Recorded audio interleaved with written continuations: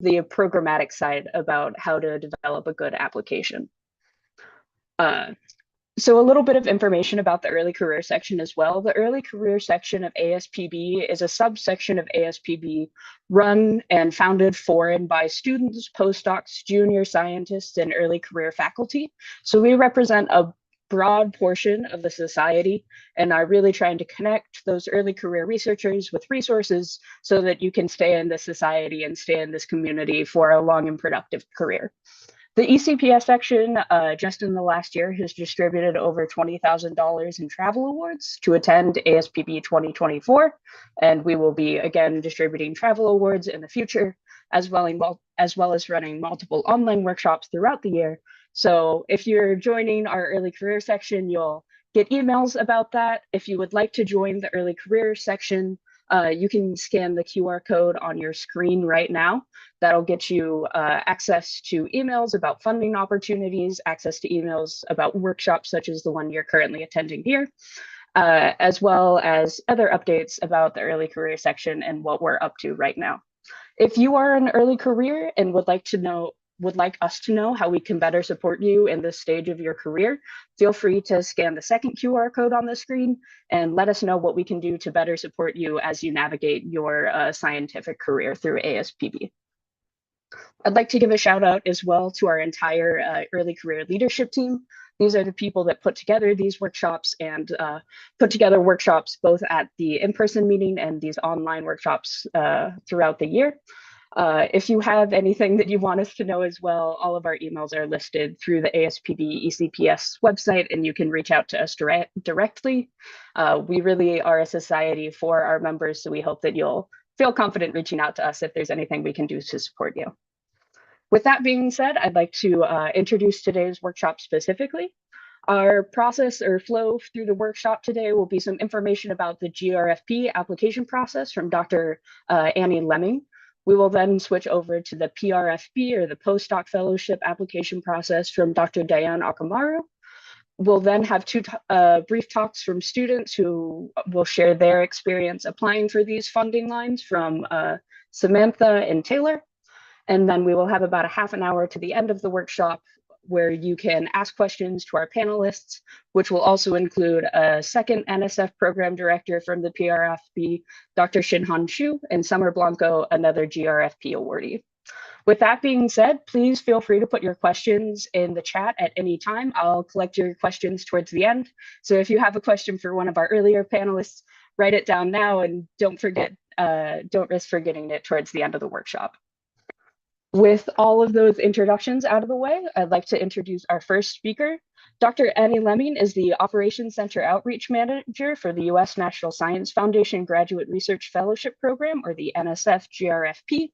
She holds a PhD in Educational Linguistics, and her main role as Outreach Manager for the NSF GRFP is to support outreach efforts and broaden participation from the full spectrum of diverse talents that society has to offer, which includes underrepresented and underserved communities. Dr. Annie, thank you for your time and take it away with the screen sharing. Thank you. Give me a second here. Okay. All right. Whoops, sorry.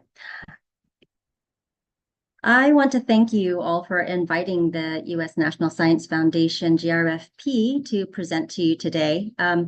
So the program is under the Division of Graduate Education, and you'll be hearing me repeat a lot, consult the solicitation and also consult our website, the nsfgrfp.org. That has all the information that you will need in terms of gaining access to information on all things application, all things reviewers, all things reference letter writers, and so on and so forth. So yeah. So once again, we are part of the Directorate for STEM Education, and as I said, the Division of Graduate Education. Now we have three very important points of contact here. Should you not have questions, or should you have further questions after today's webinar, you can direct them to info@nsfgrfp.org, or once again, our website, nsfgrfp.org, or nsf.gov/GRFP. Okay, so I'll circle back around to these important links and contacts later, but let's move on to the nuts and bolts of this presentation. So this is an infographic that we like to show. Really, the NSF GRFP has been around almost as long as NSF has. So far, we have had over 70,000 GRFPs awarded. Over 40 fellows have become Nobel laureates, and fellows can come from in every state. So far, 450 or over 450 fellows have become members of the National Academy of Sciences. Now, for this fellowship period, we offer an annual stipend of $37,000 plus $16,000 cost of education allowance. And once again, that is annually and offered for 3 years of a 5-year fellowship period. Now, historically, we have received an average per competition of over 12,000 applications with over 2,000 offers out of those over 12,000 applications received. There is no postgraduate study service requirement. Per competition, over 500 academic institutions are represented. So we have 11 eligible major fields of study you can see here. And if you go to the solicitation in the appendix, you'll see that each major field of study has subfields of study. So really, the solicitation, it's nearly 30 pages of all of the information that you need for learning about the GRFP. Now, you'll hear me say this often, is submit early. We ask folks to submit early. This is not an endeavor that you do last minute or in a week even. So please submit early. This fellowship is open to individuals pursuing research-based master's and doctoral degrees in the eligible fields of study that you see here on the screen. Okay.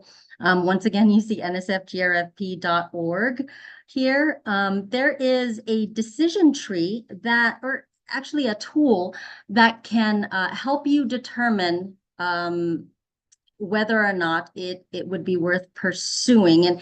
And it's sort of a questionnaire that you can go through to see if you're eligible or not. Now, I will say that we cannot determine eligibility until you actually apply for the fellowship. Okay, and also you will find here a format compliance check. So on to the next.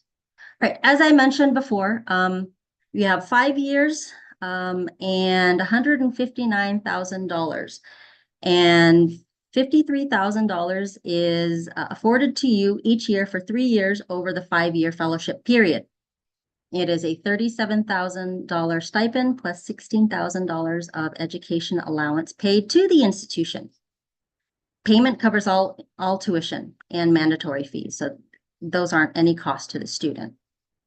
Now, associated benefits or opportunities that are connected with the GRFP are intern, which is a non-academic internship program. Also, there is FASED, which is an opportunity that is offered to individuals with disabilities. And then also there's a career life balance initiative, such as family leave. Now, these amounts that I just talked about are based on the current solicitation, NSF 24-591, and they are subject to the availability of funds. So throughout the presentation, you'll also hear me talk about the solicitation and the solicitation number. All right, this is jam-packed. We're going to talk about eligibility here. So this is open to U.S. citizens, nationals, and permanent residents, early career scientists, so undergrad and graduate students, who are pursuing research-based master's and or doctoral degrees. There are no professional degrees allowed. And this is for STEM, so science, technology, engineering, and mathematics. or STEM education. You need to be full-time enrolled in a graduate degree program at an accredited nonprofit U.S. institution of higher education. This time, no foreign institutions are permitted. All right, so let's look at the different levels. So we have 4 levels, and the first of which is seniors or those with bachelor's degree. So no graduate study. Now, so long as you stay in this level 1, you can apply year after year. However, once you have graduate study, then you can only apply once. And that is level 2 and level 3. Level 2, these are first-year graduate students and with who are doing joint bachelor's or master's degrees and have completed 3 years. And we have level 3, second-year graduate students. You cannot have completed more than 1 academic year. Okay. Level 3 also entails joint BS master's holders only. You can only apply once as a first-year doctoral students who have progressed directly from their BS, MS degrees into their PhDs. Okay. Level 4 is returning graduate students. So you need to have had more than a 2-year interruption in graduate studies, can't have a doctorate degree, or more than 1 academic year in a graduate program. Now, with this level 4, at the time of applying for the GRFP, you cannot be enrolled in a graduate program at the application deadline. Okay, so 4 levels. All right, so we talked about eligibility. Here are ineligible areas of study and proposed research. Now, research with directly health-related goals, there are limited exceptions in computer science, math, physics, and engineering. So research that is related to etiology, diagnosis, or treatment of disease or disorder, animal models of disease or drug development or testing, epidemiology, disease prevention, public community, global health, clinical research, patient-oriented research, any outcomes research, so health services or standard of care, health policy, treatment therapy, interventions. So these would be ineligible areas of study and proposed research. Any applied research on plant pathology, so maximizing agricultural production, that would be ineligible under plant pathology, and also impacts on food safety. Now, again, I'm giving you a snapshot of eligible and ineligible proposed research, but I do implore you to please go to the solicitation once again, especially for looking at limited exceptions to ineligible areas of study and proposed research. So what does all this look like in terms of the application package and the timeline? So there are 5 components to the application package. So you need to have your personal information, education, work research experience, proposed major field of study, honors, awards, and publications, if you have them. You have a personal relevant background and future goal statement. I'm going to, from here forward, call this a personal statement. That is a 3-page document that will be in a PDF file format. Then you have a graduate research statement. Okay, and from here forward, I'll call this the research statement, which is 2-page document, once again, in PDF. Then you'll have your transcripts. These are mandatory. And you have letters of reference. So you can provide up to 5 names of potential reference letter writers. And it is mandatory that we receive 3 of these names. And I'll talk more about that. Okay, timeline. So historically, applications have been due prior to reference letters, but for this fellowship cycle, reference letters are due prior to application. applications. So reference letters are due October 11th, right? And then the week after, your applications are due. Okay, now this is for level 1. So remember, seniors or bachelor's holders, start applying to graduate schools. Okay, and we do suggest that you apply to more than one, right? This will maximize your opportunities.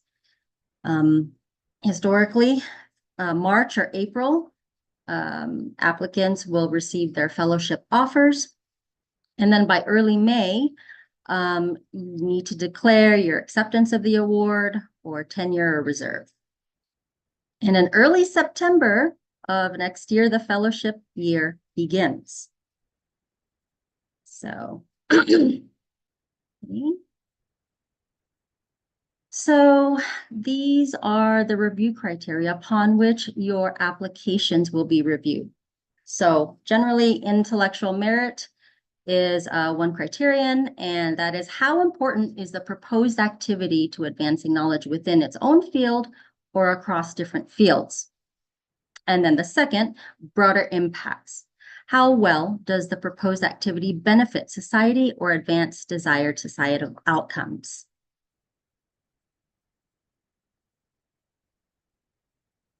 So in terms of review considerations, what is considered is the demonstrated potential for significant achievement in STEM. Reviewers will take a comprehensive, holistic approach to reviewing applications. And once again, there'll be a balanced consideration to all components of the application. I told you that there are 5 components to the application. So they'll look at your educational and research record, any evidence of leadership, outreach efforts, service activities, plans for the future, your individual competencies, your experiences, and other attributes. Okay, so they won't just take, for example, your GPAs. They will take everything as in a balanced consideration for all components of your application. So, okay, okay, so that was the snapshot of the NSF GRFP. Once again, we ask that folks apply early. Please consult the solicitation. I can offer that link to today's organizers. But you can also refer your questions to info@nsfgrfp.org. Again, you can go to that website, nsfgrfp.org/applicants. And if you want to learn about what reference writers must do, I encourage you to go to nsfgrfp.org/reference_writers. And also, if you'd like to learn more about what reviewers should do, you can go to the same website /reviewers. And if there are any potential reviewers here, please, we are looking for reviewers. So we ask that you consult the website. You can also call us at the toll-free number here. And if you're currently in an international space, we do have a number here as well. So thank you very much for holding space, and I will yield the floor to our next presenter. Thank you. Thank you so much, Dr. Lemming. That was a great introduction to GRFP. Our next speaker will be talking about the PRFB application process. Dr. Diane Okamaru serves as the program director in the Plant Genome Research Program, or PGRP cluster, at the National Science Foundation. Directorate of Biological Science, Division of Integrated Organismal Systems. The PGRP supports basic discovery research on a genome-wide scale and/or relevant to plants that are important to the U.S. economy, as well as the development of tools, genetic resources, and technology breakthroughs that further enable the functional plant genomics. In addition to cluster manages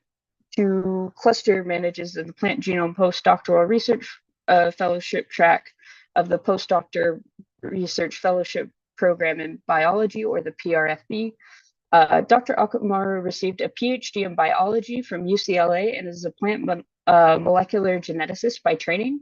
She has a broad-based experience in cutting-edge genomics technology and has held research and management positions in both academia and industry prior to joining the NSF in 2005.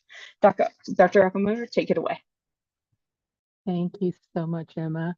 And thank you to Jason and the other organizers who invited both Shinhan and I to join you today. We would like to talk to you a little bit about the Postdoctoral Research Fellowships in Biology program at NSF in the Bio Directorate. We will focus as well on the different, how this is a different type of program and a different type of proposal. So next slide, please. So just the goal of this program is to support the training and research of scientists who are early in their careers, in their postdoctoral careers, in preparation for advanced careers in life sciences. And because of this, the reviewers are going to be, and program officers are actually going to pay very close attention to the quality of the mentoring plans and training plans in each proposal.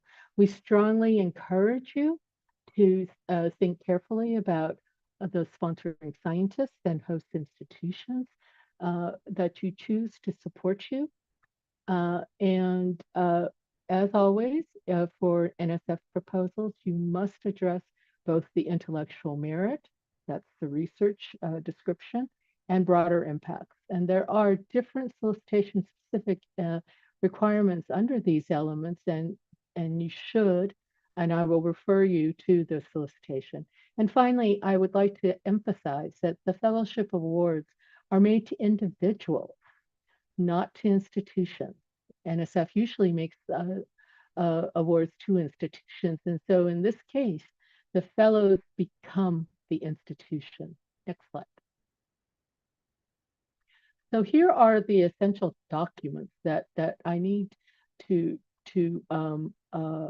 refer you to. The first, you should become familiar with and regularly reference the solicitation, the PAPPG, or the Proposal and Awards Policies and Procedures Guide for the NSF, and also the program website. Let's just go very briefly through what each of these documents provide you. Next slide. So the solicitation introduces the background and the overall description of the program. It lists the requirements and components of a complete proposal, and there are specific necessary documents that need to be submitted. Please make sure that you download the current solicitation, which is NSF 24-593. The deadline is November 7th. And please, as with the GRFP, please plan to submit early. Next slide. The PAPG is another equally important document because it literally tells you just the basics of an NSF proposal, the font size that you can use, the margins. It provides details on personnel documents and just general guidance on policies around proposal submission. It also talks a little bit about post-award management, which is most applicable to the fellowships in terms of the annual progress reports, etc. And please note again that this document is updated regularly every year. So information that you might have had last year or even earlier this year may be out of date. So please go to the NSF website and download the most current version of this document. Next slide.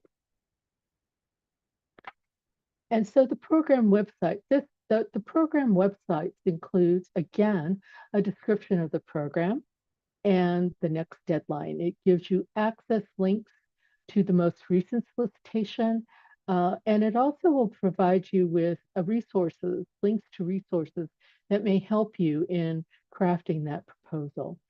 It provides contact information for the program officers who are managing the review of the proposals, and you can actually access the results of a search of previous awards. Next slide. So, very importantly, the yearly stipend for a fellowship is $70,000 a year. And there is a yearly research allowance of $20,000 a year, which is used at the discretion of the fellow to cover costs for research, training, travel, fringe benefits like health insurance. The duration of the fellowship is 3 years. Next slide.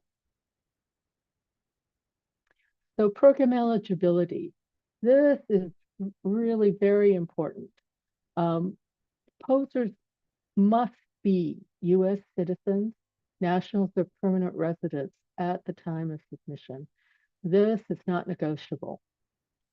Eligible proposals can be graduate students and beginning postdocs who have a maximum of 15-month tenure in a position requiring a doctoral degree at the program deadline, which is November 7th. Proposals should have a doctorate in an appropriate field before starting the fellowship. And then finally, proposals may not submit the same research project to another NSF postdoctoral fellowship program, but it may submit to other federal, state, or private postdoctoral programs. We just need to be informed. Next slide. So the research scope of the PRFB. As part of the Bio Directorate, the program funds research and training across all of bio. Any research plan that could be supported by one of the core research fellowship program, research funding programs has a place in the PRFB. That said, research that has a biomedical research focus is not eligible. Research that are related to medicine and human health that have broader impacts to medicine and human health can be discussed in the broader impact. If your proposal mentions human disease, pathology, or similar topics, or is very applied in terms of agricultural research, then it's really important for you to contact a program director before you submit. And then finally, of course, if you are uncertain about whether your research is appropriate for bio, again, please contact one of us. Next slide. So, important consideration. Your research, the most competitive proposals are those that differ from your PhD work. And that's because we would like you to think about the kind of training that you need, not to continue in the same vein, but to think about what kind of training you will need to be the most competitive when you take on your next career move.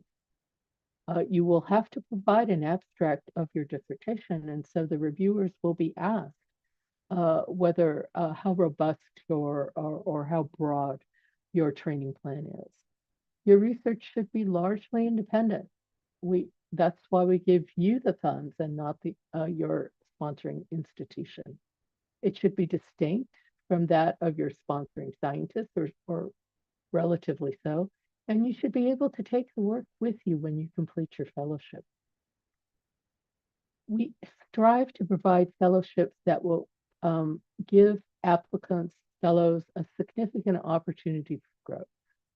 And so, although there is no prohibition on staying at the PhD institution, you must make a convincing case and provide justification that this is the best choice for your training and your professional growth.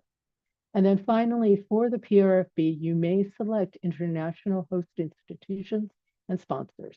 Next slide. So we have 3 competitive areas always in the PRFB for every competition. Area 1, 2, and 3. Area 1, broadening participation of groups underrepresented in biology. Area 2 is our rules of life. And Area 3 is the plant genome postdoctoral research fellowship. Please note, this is the last year that the rules of life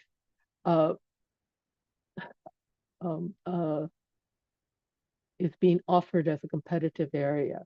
In future years, it is expected that any research incorporating the rules of life criteria could easily be proposed under other competitive areas. Next slide. So, competitive area 1. The call for a competitive area 1 is to broaden the diversity and participation specifically at the postdoctoral level. And an applicant who meets the general PRFB requirements is eligible to apply. They do not need to be a part of an underrepresented group. In the proposal, you must explain how funding the fellowship will diversify biology at the postdoctoral level. And for Area 1, any research that would be supported by the Biodirectorate is appropriate. So this is the broadest of all of the competitive areas. Next slide. So competitive area 2, for this year and only this year, it is the rules of life. And the rules of life its goal is to understand how higher order structures and functions of biological systems are formed. So,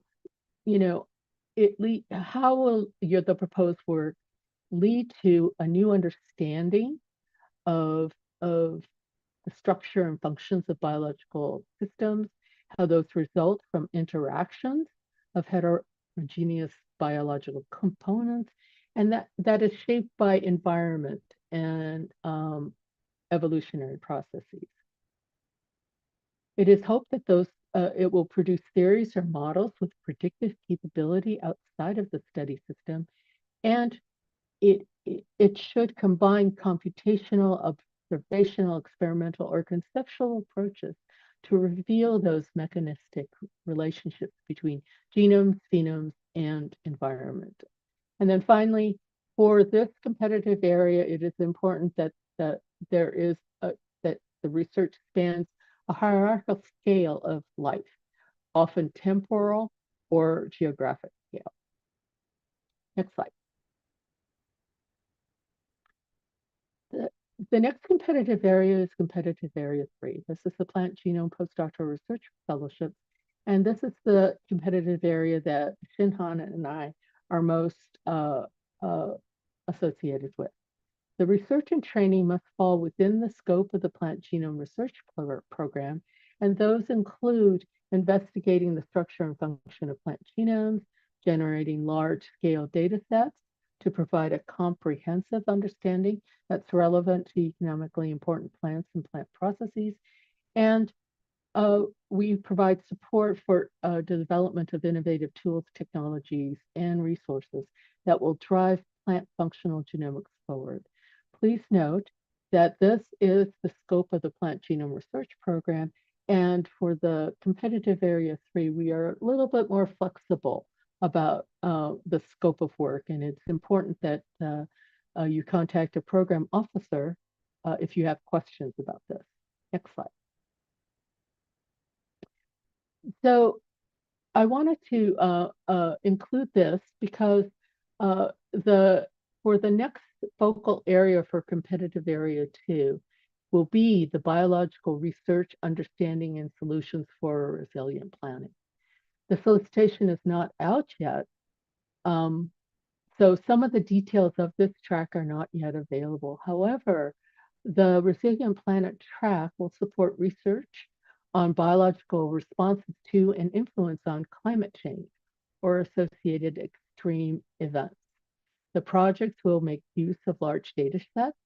It should apply innovative research approaches in artificial intelligence, machine learning, or modeling, and it should demonstrate relevance at broad geographical scales, whether they're regional to global. And the first deadline is likely to be in the fall, winter of 2025. Next slide. So some recommendations. Start early. Develop those ideas, coordinate with sponsors, submit your proposal early, and revise your supporting documents. Check the PRFB website. There you will find updates and support documents, information about support documents. And then finally, please reach out to NSF program directors. Write the project summary first and then send it to us so that we can assess the fit to competitive areas. We can also help identify missing elements and give you some comments. Next slide. And then finally, there are virtual office hours that the Bio Directorate supports and provides. And for the next month, I believe that there will be a virtual office hour on the PRFB. Next slide.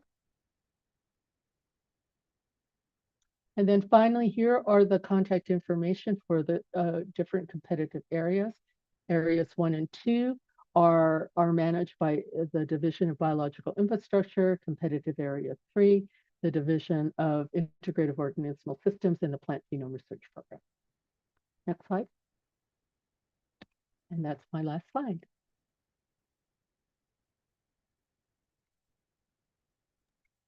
Thank you so much for that presentation. So please take time if you have any questions about the PRFB to put those in the chat now. We're going to shift over to some student experiences now. So our first presenter will be Samantha, who is fascinated by plant domestication and studying agricultural systems through an evolutionary lens. As an NSF postdoctoral fellow at the University of California, Davis, Samantha leveraged the tight relationships of humans and maize to better understand how maize moved with and between communities and identify selection on traits thousands of years ago during domestication and later range expansion. This work is a continuation of her PhD work at Iowa State University. As an NSF graduate research fellow and an NSF NRT trainee, she investigated genomic consequences of hybridization at short and long time scales in maize and its wild relatives using new pseudomolecules reference level assemblies. These consequences include phenomena such as hybrid vigor in F1 offspring and fractionation across lineages sharing a single whole genome duplication event. Thank you so much for sharing, Samantha, and please take it away. Yeah, hi, good morning, everyone. So as I've already been introduced, I was fortunate enough that when I applied for the GRFP in 2018 and the PRFB with the plant genome track in 2022, I was really fortunate to be awarded both times.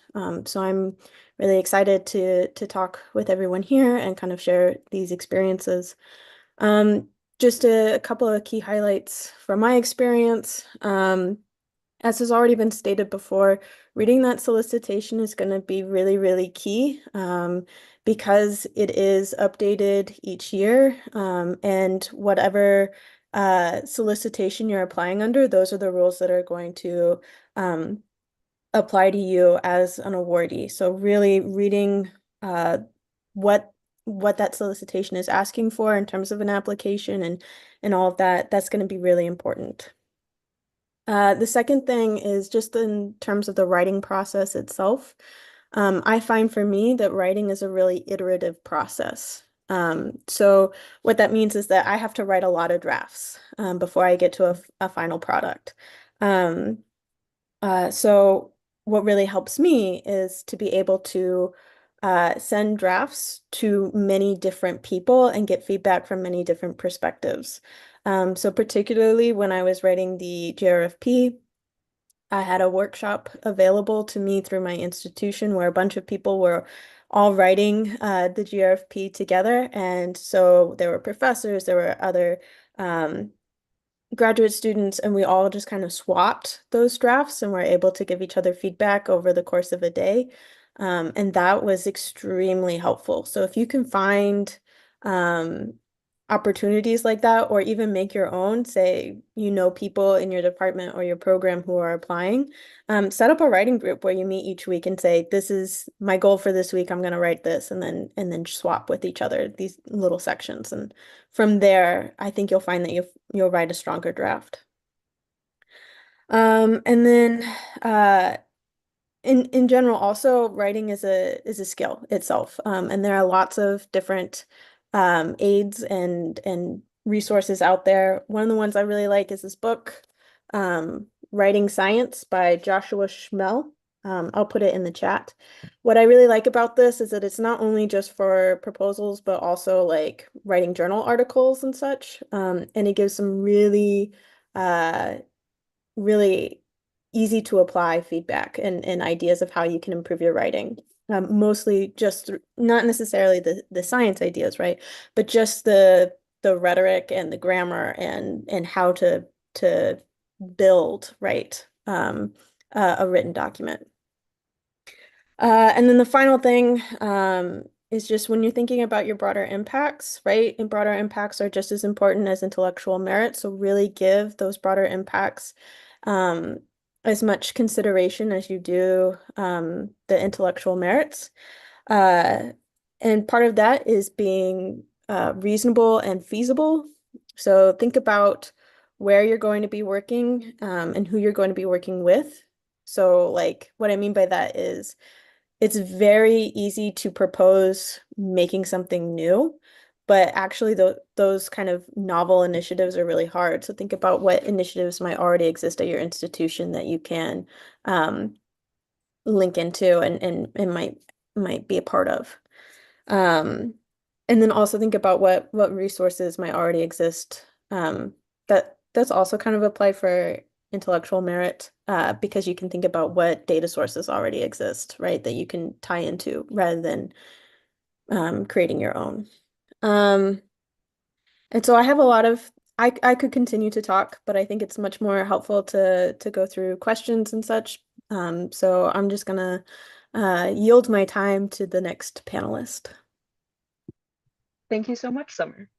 Our next panelist is Taylor, who is a third-year PhD candidate in the Nelms Lab at University of Georgia. Taylor's work focuses on systematically exploring transcription factor functions in maize. She is a 2024 GFRP honorable mention. Take it away, Taylor. Hey guys, thank you so much to all of our panelists and everyone that is participating. This is something that ECPS is really passionate about, is making all of this information as transparent as we possibly can. So I really appreciate everyone participating. So as Emma mentioned, I was an honorable mention in 2024. And so I applied once as a research technician before I started grad school. So I've gone through the application process twice. Once where I wasn't awarded and once where my second try, I got an honorable mention. And I think the biggest takeaway that I wanted to share with you all is, first of all, that life is okay if you don't get these awards. It's all right. And you still get so much out of it. So the first time that I applied, I was having a really hard time crafting a story and taking a step back. And the GRFP really did make me look at my research in a different light, and be more, I guess, be more mindful about how I'm telling that story. So there was a lot of lessons that I learned in that first go around, and then I was able to apply it in that second go around. And I think reflecting back, the growth that happened is crazy. And having that opportunity in grad school where it's pretty low risk in terms of putting together an application and getting really good feedback from people that spent a lot of time going through your application and reading things and thinking about it. And these are scientists, and having that opportunity to get that feedback is really, really critical. And I think it made a huge difference for me. And it also gave me an opportunity to, I think get through that feeling of maybe not getting awarded something, and dealing with that, and dealing through, you know, getting a lot of feedback, and taking that feedback and being productive with it. So those are some of the main points that I wanted to make in terms of where I'm at now. So NSF just put out a solicitation in some states for some additional funding opportunities for honorable mentions. So those are things that are out and about. That's really fun. But in terms of putting together my actual application, doing that was really helpful for my qualifying exams, which happened pretty soon after. So it was a really good exercise in thinking about my data for the next 3 years, you know, thinking about it broad scale. In terms of writing resources, Samantha totally reminded me of this most incredible paper that I'll put in the chat, but it's The Science of Scientific Writing by George Gopin and Judah Spahn. It's a really short read, but it summarizes all of these things really nicely. And I got me thinking a lot more about how I'm going through the process of writing. So writing is it's a muscle that you have to exercise. It's something that you have to really try and work at, and there's going to be things that you don't say clearly, and so having peers that come through and are able to give you feedback is really critical. So that's pretty much all that I had in terms of sharing my experience. Oh, there is one last thing. The personal statement is something that we get stuck on a lot. And I think there's a tendency to feel like you have to put all your life out there on your personal statement. And I think that it's really important to know that you don't have to do that. You don't have to share everything with a mindset that maybe that'll help you get through. I think mainly everyone's looking for a clear, cohesive story. So don't feel any pressure to share things that you're, uncomfortable with or anything like that. So yeah, that's pretty much all. I think just taking a step back and thinking about your data in the broader scheme of things, thinking about how your project fits in the grand scheme of science is something that's really daunting, but a really important skill to have, and something I'm still working on. But yeah, that's pretty much it. So thank you so much for giving me the space to share a little bit about my journey of, going through this application process several times, and really how that enabled me to grow as a scientist as well as a writer. So thank you so much. And I think it's time to move on to our question panel. Yes, very excited. We've had some great questions coming in the chat already. If you have any questions in your mind that you would like to get out there, again, take this time to write those down so that I can pose these to our panel. Our panel does consist of 2 additional people as well. We have Dr. Shinhan Xu, who is also at the PRFB office for NSF, and Summer Blanco, who is a 4th-year PhD candidate and a successful NSF GRFP awardee. So with that, I will start off this discussion portion. Our first couple questions are going to be about the GRFP process. So a few people have been wondering that would a PhD student with no master's applying after completing their first year of study still be eligible? Would they be a level 3? Are people that started last fall and have completed 1 year of study still eligible? So that scenario is quite common, and yes, as long as they've not completed more than 1 academic year on record. So for example, so if they started fall 2023 and then even went through summer of this year, and they are applying, and they are enrolling for their 2nd year, they've technically not completed, right, the semester for their 2nd year. So yes, that scenario would render the applicant eligible. I'm using very careful language when talking about eligibility, but yes. Wonderful. We also have somebody asking, they are a graduate, or they're going to be graduating from their bachelor's degree in 2025. Congratulations to you. Should they be applying for the GRFP fellowship for the 2025 cycle, or should they wait until they are a PhD student in 2026? So they could, this is very interesting. They would be eligible, well, this scenario would render the potential applicant eligible to apply as a level 1, right, for 2025. So yeah, they could go ahead and do that. One caveat is that by the time they receive the fellowship, they should already be in a graduate program, right, in order for the fellowship to be valid. So yeah. So what I would your do, own timing there, yeah. Yeah, think about your own timing and right. One thing that we often tell people is please apply to more than one graduate program, right? Don't put all your eggs in one basket. Really maximize your opportunities to be in a graduate program by the time you hypothetically receive this fellowship. The next question is about the PRFB process. Dr. Okamura, somebody says that you mentioned that they need to think carefully about which institutions to work at. Does that mean that some institutions are looked at more favorably, due to better track records or mentoring standards? No, not at all. I mentioned that because I'd like to emphasize that mentors actually follow you wherever you go, and they will be helping you in your career for many, many years.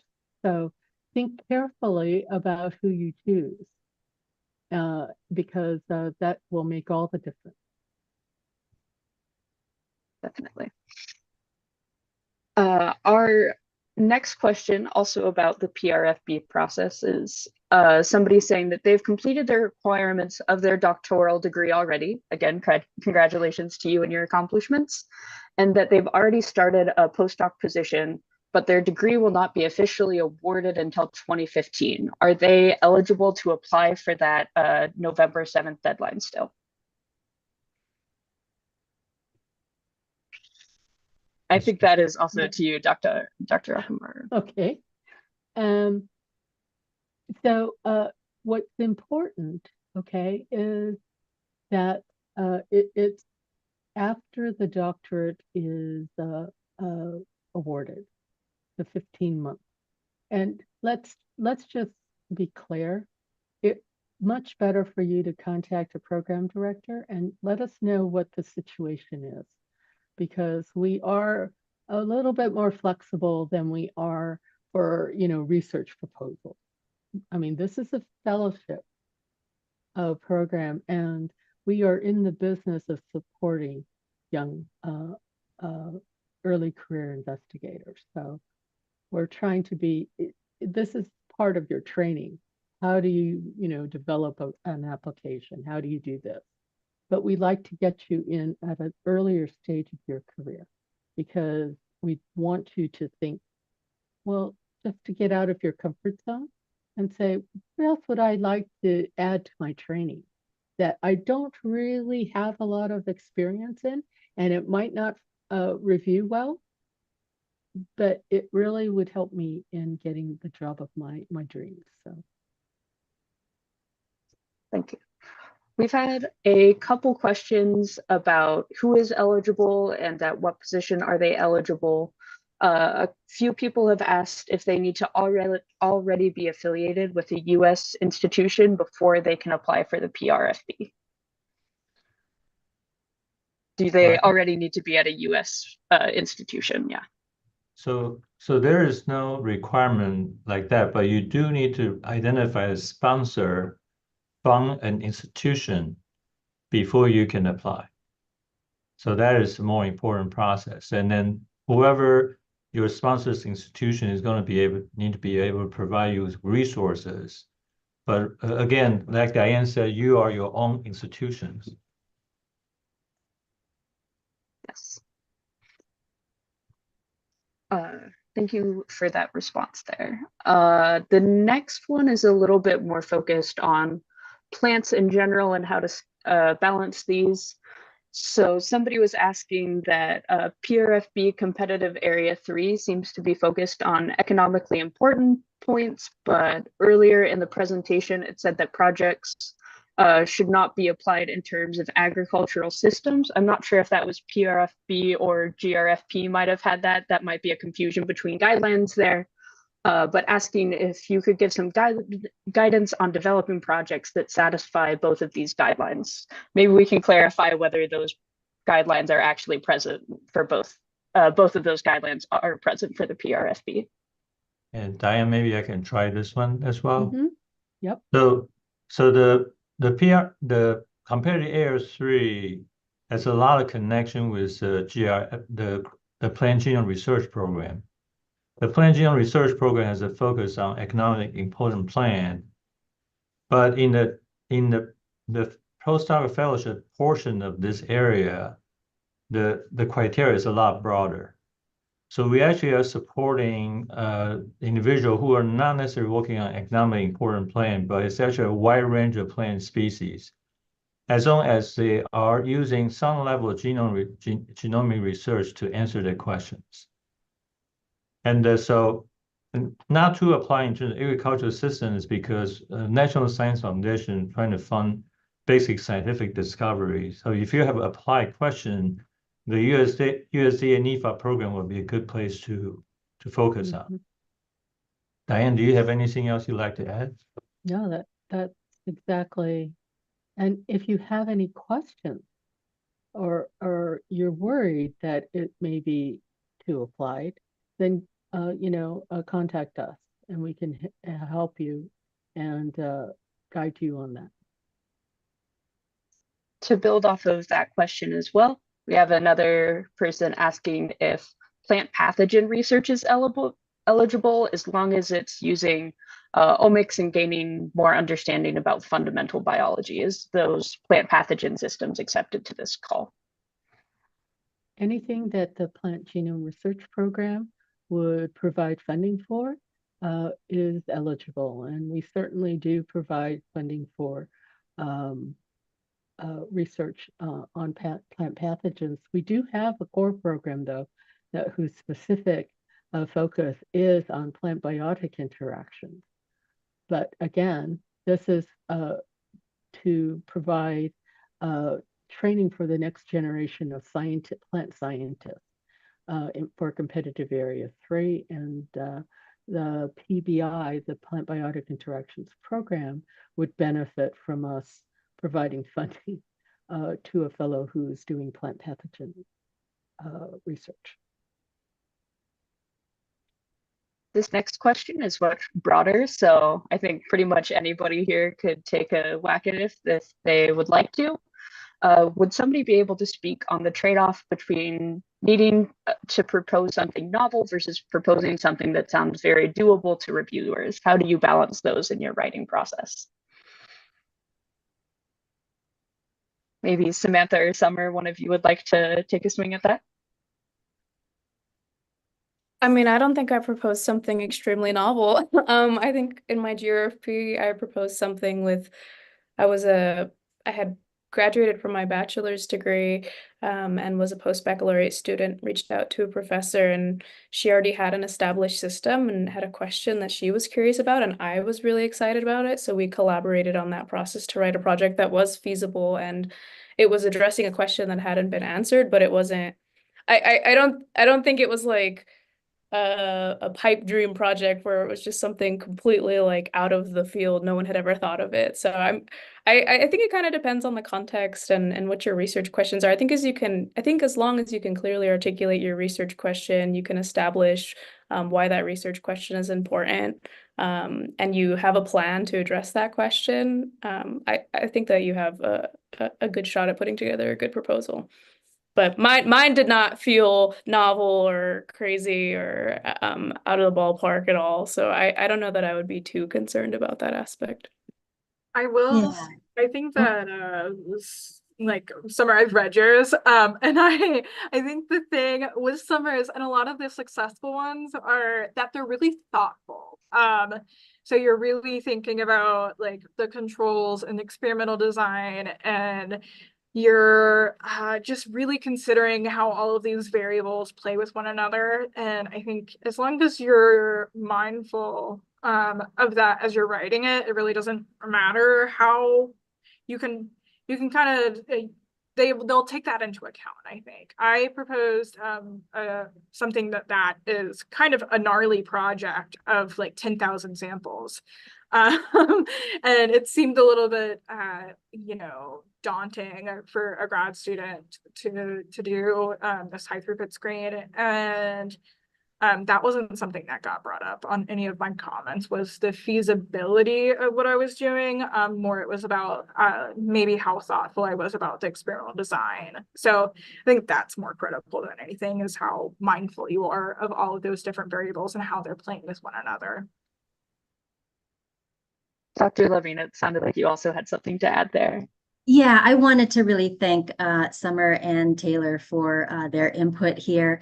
Yeah, so it really is up to you, but one of the things that, there are several things actually that we want you all to keep in mind in your research statement, is that you communicate your idea and approach, and that you can display knowing your research plan and methods, talk about what you expect to learn. How are you going to know if the project is successful?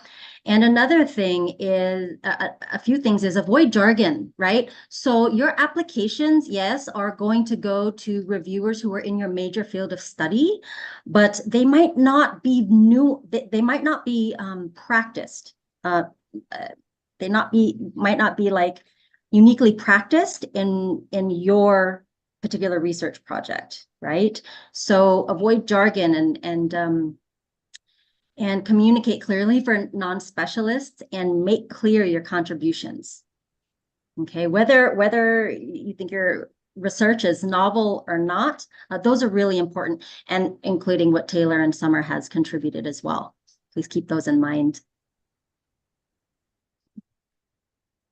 We have another question about the PRFP process. Somebody is a little bit worried that their CV might not be strongly seen by reviewers. They only have one chapter from their PhD published so far, and they're concerned that their CV might be on the weaker side. What could they be doing to address this, or how big of a concern is that to reviewers? Would you like me to take that one, Shinhan? That would be great, yeah. Sure. Yeah, so I think one probably shouldn't worry about that as much. Of course, the track record is important, but I think what's even more important is what you propose to do and how that's going to impact your career down the road. That is far more important, because in the end of the day, this particular call is trying to help you to accept yourself for your next stage. And so perhaps that maybe there is something missing during your PhD training. How do you address a deficiency or issue at the time, so you can be very, very successful down the road? I think that's what you need to focus on. So Diane, I'd like to add one other comment, and that is that just remember, this is an application, right? It's not really a proposal.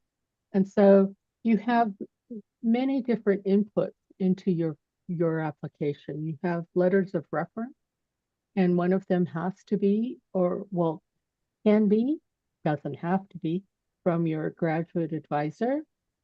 You also have the sponsoring scientist statement about your training, and all of these can be used to provide information about you as an applicant. If there were extenuating circumstances that prevented you from publishing a lot, then that could be addressed in one of the letters of recommendation or your sponsoring scientist statement. I urge you to think about creatively how you can use all of those different documents to give the reviewers and the program a sense of who you are as a scientist and where you're going. We've had a couple other questions about the PRFB as well. a few people are wondering about how different their PRFB application needs to be versus their PhD dissertation, wondering if using the same system or answering or addressing the same questions but with new techniques is different enough, or if they need to be pivoting more in order to make it sound more new and novel. I think guess- I think what's really important here is that you can you have to justify why you would like to continue along this line of research. Am I like breaking up because I can see everybody freezing? So, Your audio is coming through clear, yeah. okay.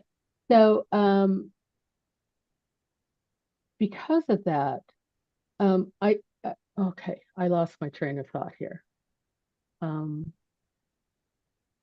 What was the question? What was the question again? I had all these things beeping at me. Sorry about that. Oh, a few about people have asked. the PhD. So you can provide, for example, you can provide that you need additional training in something else, in another field. And the best way to do this is actually to just get multiple sponsors, because that then tells the reviewers and the program, hey, they are very serious about getting this training, and this is why. Samantha, you want to say something? Yeah, I second everything that Diane said, but I'll also just throw in from my perspective. I did my PhD on maize genomics. I'm still working on maize genomics for my postdoc, right? What's different is that while I was doing more comparative genomics and a little bit of phenotyping in the field during my PhD, now what I'm working on is more population genetics and more kind of theoretical population genetics. And so while the system that I'm working in is the same and I have a lot of experience with the resources available for that system, the types of questions that I'm asking are different. Thank you, Yeah, that was Samantha. a perfect question for you as somebody who's carried on their research from PhD into postdoc. This is another question I think targeted as well towards our applicants and people who have gone through that application process. Can you share any tips for developing your personal and research statements? How did that writing process look for you? I do want to share that I saw a question that was like, I don't think my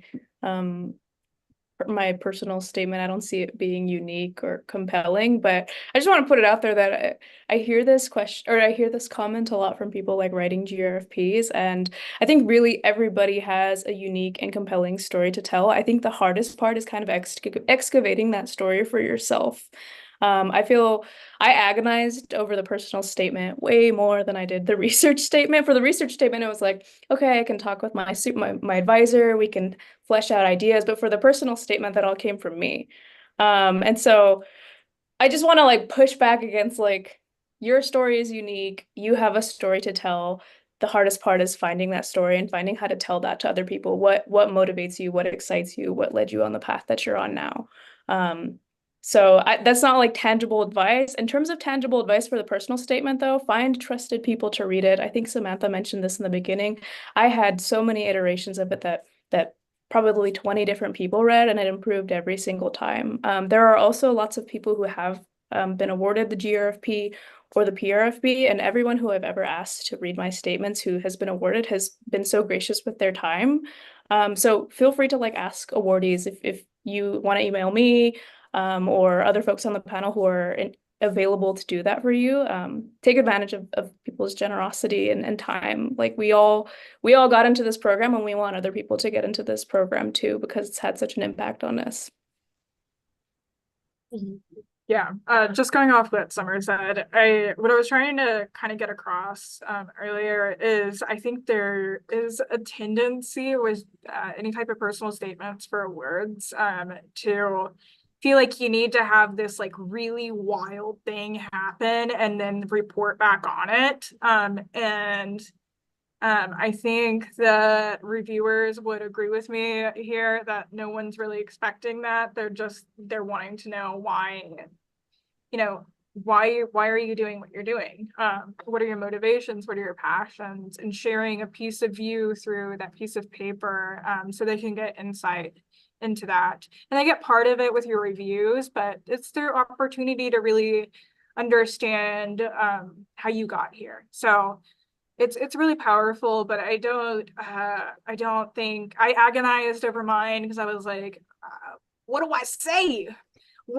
Is this going to be striking enough? And I just got over it and I was like, I don't need to be striking. I just need to convey who is Taylor Scruggs and what does that mean? So don't feel like you have to, yeah, just echoing exactly what Summer said. Great point.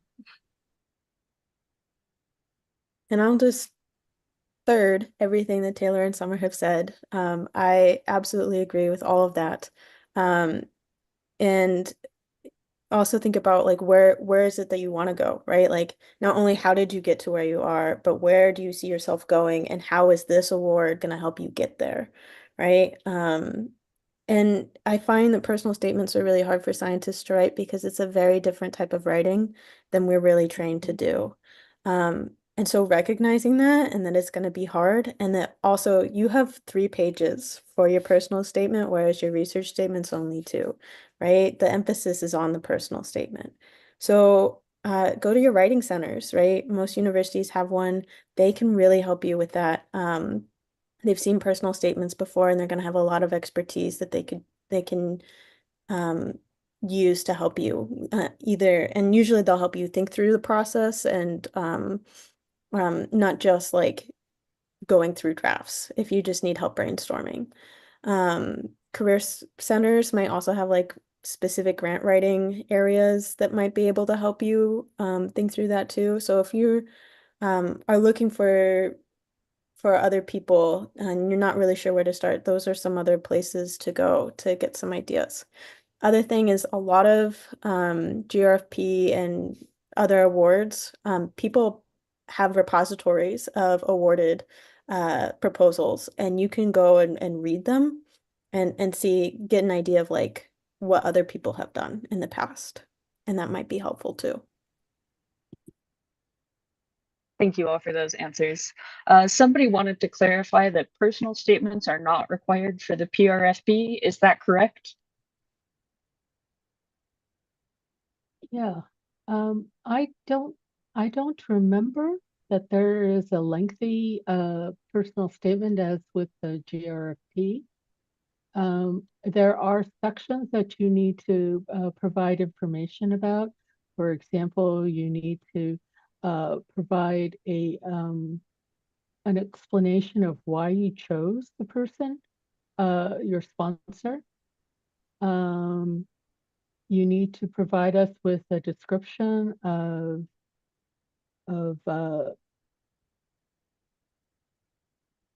your what your career goals are and how your training objectives provide you with that ability to pursue that. And all of this is within the 6 pages of the project description. So you have multiple required elements in the project description, but it's limited to 6 pages, and that includes all the figures in the tables and includes a timetable with yearly goals with benchmarks. And so it's really quite very specific. And so I urge you to go to the solicitation and look at what the required elements are. The sponsoring scientist statement is limited to 3 pages. And that is how it describes the mentoring plan that the sponsoring scientist has. And please note that if you have multiple sponsors, they must provide an integrated statement. They are not allowed to have separate statements.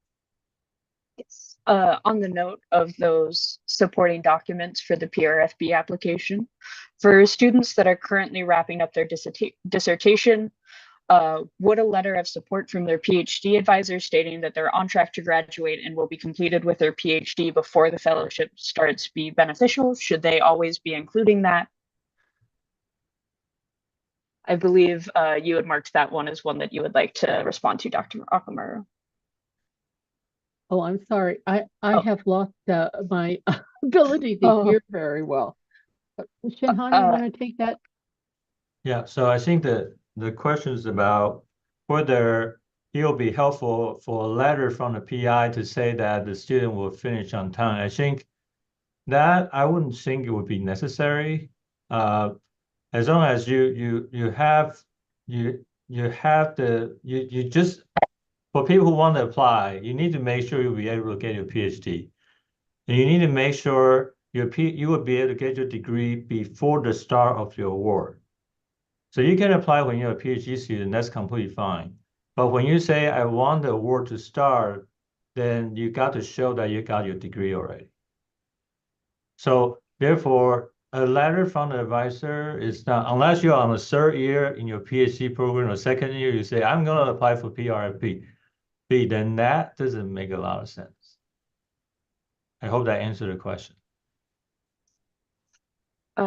Another question for you, Dr. Xu, that I believe you marked. Do you have any recommendations about choosing a subfield that best fits your proposal within the major field of study? So I choose that is because I sort of want some clarification, because depending on whether it's a GRFP or a PRFB, then the answer is somewhat different. So I think from the perspective of the postdoctoral fellowship is that you want to choose a field that is going to maximize your career advancement. It's going to help you to be the most successful you can ever be. So you need to be able to show that the subfield that you choose, you combine them together, is going to give you this unique experience that you never experienced that during your PhD years. And I hope that answered the question. But maybe if it's not the answer you're looking for, you can submit another question again. I wanted to follow up to what Dr. Xu says. From the GRFP side, it really does. So first of all, I think this is already mentioned that for the GRFP, these are not proposals. These aren't research proposals. They're applications, right? You're giving us a sense for the kind of graduate student you can be in carrying out your envisioned research. Okay. Again, I talked about like how your research can be unique, can be very nuanced. In this case, you might want to talk to your mentor or advisor to help you see what field of study your application is best suited to. Okay, as I said, there are 11 major fields of study, but I know that this community is quite unique, but there are also subfields of study that you should consult. So yeah, really speaking to your advisor or your mentors can really offer some guidance in that regard. I just wanted to add, I think this was like kind of, it's not taboo to have done, but I was told that it was risky to do this, but I had no idea when I was applying for the GRFP that it was really risky. I was just like, well, this makes sense. You can select like the 11 options, or you can do other. And so for plant folks, I actually did other and did plant biology. And I thought that the reviews that I got were very insightful. Like it was clearly from plant biologists. So I was told like, hey, that's a big risk. You didn't know if you could get reviewers for that topic, but it worked out really well for me. Although I will say most people that I know have done like the life sciences or genetics. I forget if it's life sciences or genetics, but there's more broader categories like that. But just to put it out there. Yeah, thank you. Thank you for sharing that, Summer. Also shared in the chat to everyone, there is a list of important contact info and links on the GRFP that I really encourage you to consult. Thank you so much for sharing those resources to everybody. I'm sure that will be very helpful. On the topic of how to choose a field and how to advocate for your application, there's somebody who is currently an undergraduate senior, and their research deals with social impacts of plant breeding, and they're worried about their intellectual merit section because the proposal that they've put together doesn't exactly match their experience. Is it a concern at all for reviewers that they're making this pivot? I will pose that to you, Dr. Lemming. And just, again, this is a current undergraduate pivoting into grad school. Yeah, I don't think that will make much of a difference, as long as you can show, and I've heard this, this isn't hard and fast, but I've heard in other webinars that professors say, you know, intellectual merit is basically why you, and broader impact, so what? So as long as you were addressing, you know, why do you have the attributes to carry out, you know, your Envision project and be the graduate student that you need to be to do this, and you address the so what piece where why is this a societal benefit? I think as long as you address those pieces, you should be okay. Now, what I would suggest that you do is consult templates. So in nsfgrfp.org/resources, you will see templates there. And within those templates, it also has guidelines on broader impacts and intellectual merit. Wonderful. I will pose one more question, and then we will have a brief wrap up of the workshop. So one last question, again about PRFB. For the PRFB competitive area 1, do you have advice for balancing the broadening the participation and the bioscience aspect of the proposal? How do you balance those portions of the application? So I think I'm not quite clear about what you are addressing. Is it because so intellectual merit broader impacts are part of every NSF proposal.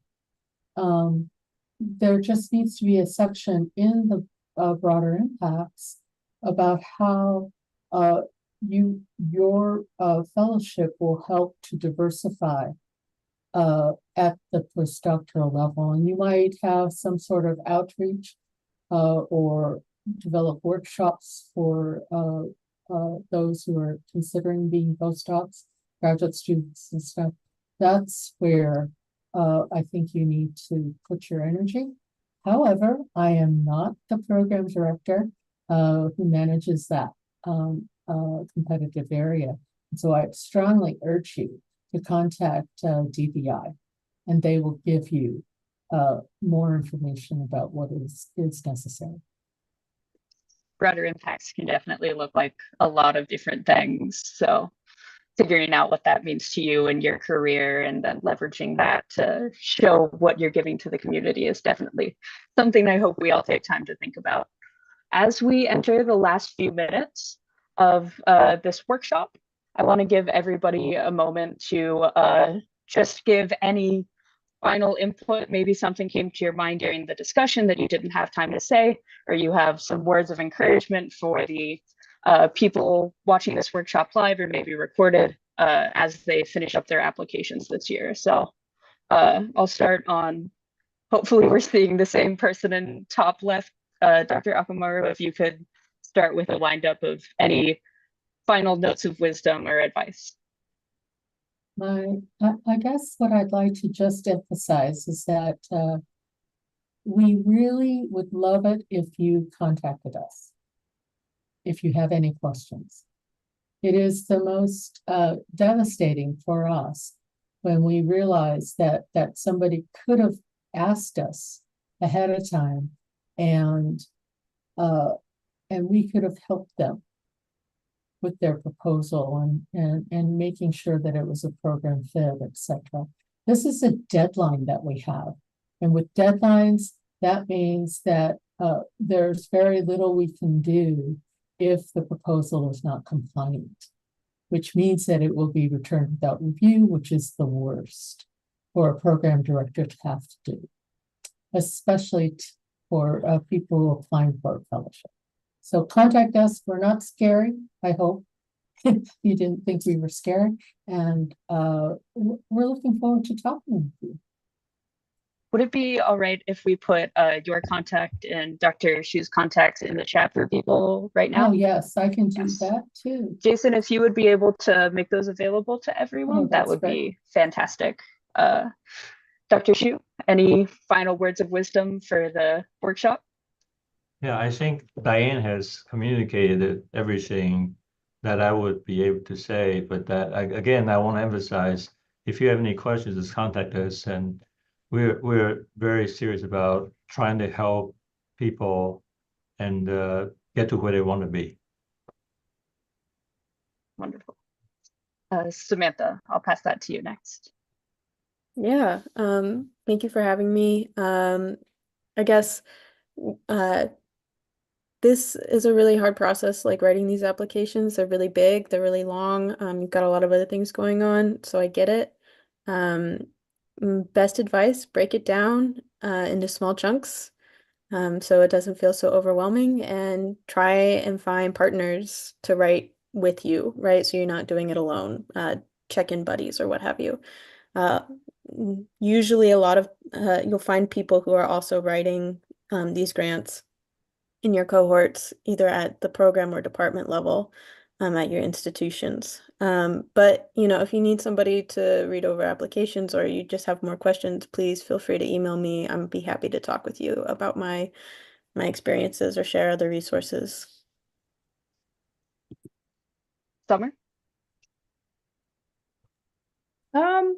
I guess I have a comment on the broader impacts. I think in science, when we talk about broader impacts, folks think about these umbrella things that tend to be done. Go to K through 12, go to a middle school, go do this, go do that, work in a STEM program. But specifically, I guess I'm thinking about folks that are minoritized, like what you care about and what you're passionate about.